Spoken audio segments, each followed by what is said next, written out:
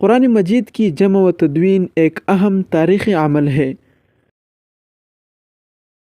قرآن مجید کا نزول 23 سال کے عرصے میں ہوا، جو مختلف مواقع اور حالات کے تحت نازل ہوتا رہا۔ نبی اکرم صلی اللہ علیہ وسلم کے زمانے میں صحابہ کرام قرآن کو حفظ کرتے تھے اور یہ حفظ کی صورت میں محفوظ تھا۔ صحابہ کرام ایک دوسرے سے قرآن کی آیات سن کر یاد کرتے تھے۔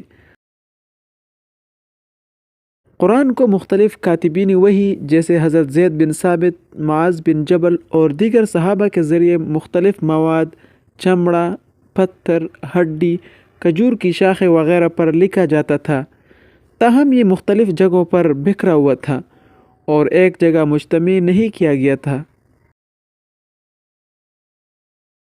جب جنگ یمامہ میں کئی حفاظ قرآن شہید ہو گئے تو حضرت عمر رضی اللہ عنہ نے حضرت ابوبکر صدیق رضی اللہ عنہ سے مشورہ کیا کہ قرآن کو تحریری طور پر ایک جگہ جمع کیا جائے تاکہ اس کے محفوظ رہنے کی ضمانت دی جا سکے۔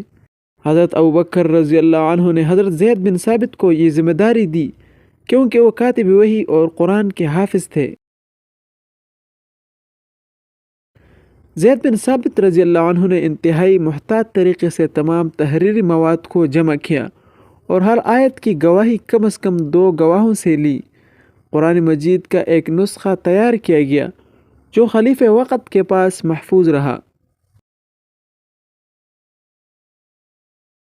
جب اسلام مختلف علاقوں میں پھیل گیا تو قرآن کی قرأت میں اختلاف پیدا ہونے لگے۔